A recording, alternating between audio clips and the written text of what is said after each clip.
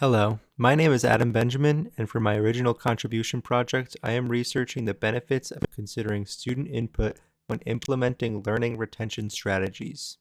I chose to research this topic because my school recently trained its staff on learning retention strategies to increase our standardized test scores. I am hoping to improve the strategy we learned by partnering with students and including their input. Curriculums are designed with the learner as the main focus, except the learner's voice is usually excluded from the curriculum design process. Finding ways to include student input in curriculum design should lead to increased learning. The goals I hope to achieve from this study are to improve student motivation by giving them a voice in the curriculum development process, improve the learning retention strategy through the addition of student input, and increase standardized test scores through the implementation of the proposed strategy. The learning strategy I plan to improve is called Spaced Learning Over Time, or SLOT for short. This strategy involves repeated exposure to material separated by timed spaces without exposure to improve long-term memory encoding. Timed spaces are typically multiple weeks long before repeated exposure to the material. Teachers choose which concept they want to implement the SLOT method on. Let me explain how the SLOT method is implemented with this example.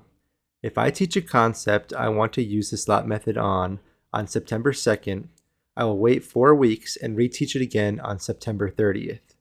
After that, I will wait even longer and reteach it on November 11th. Studies show that allowing gaps in between repeated exposure helps students add the concept to their long-term memory.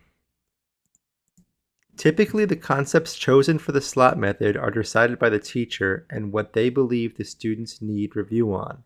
My proposal to improve this strategy is to include students in on the decision-making process by having them choose which topics they feel they need help remembering. To accomplish this, I provided my students with a list of previously taught topics and asked them to choose the topics that they either struggled with or did not remember.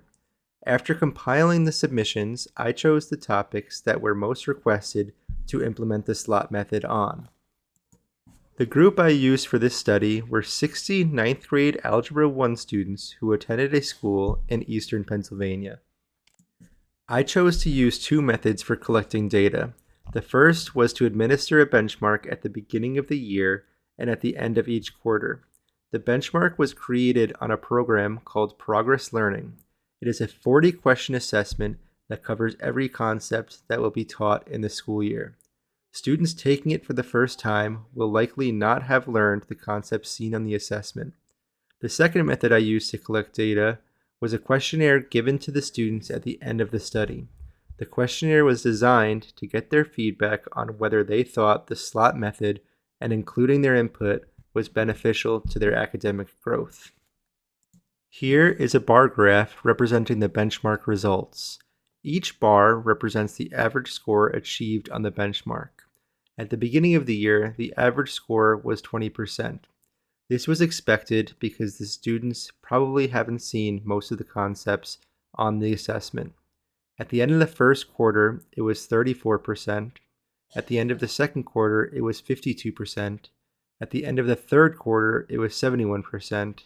And at the end of the fourth quarter, it was 89%.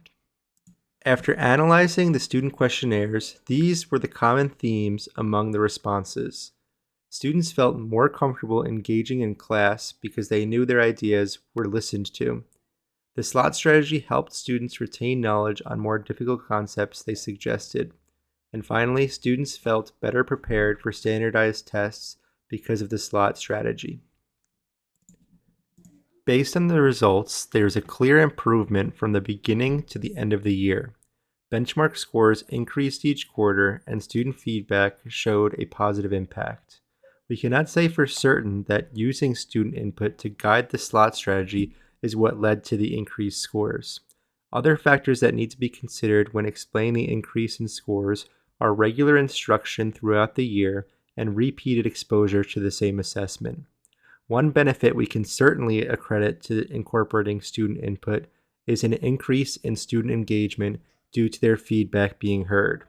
Most students who mentioned this in their feedback gave credit to their input being heard. Further research needs to be done to better understand the impact incorporating student input has on the SLOT method. Future studies should create control groups to better analyze the impact student input has compared to groups of students who do not share their input. Thank you for listening to my presentation, and I look forward to exploring more on the impacts incorporating student input into learning retention strategies has. Here are the journal articles I referenced when creating this presentation. Feel free to comment below any questions or comments you have. I'd like to gain feedback from fellow professionals on how to better improve learning retention strategies.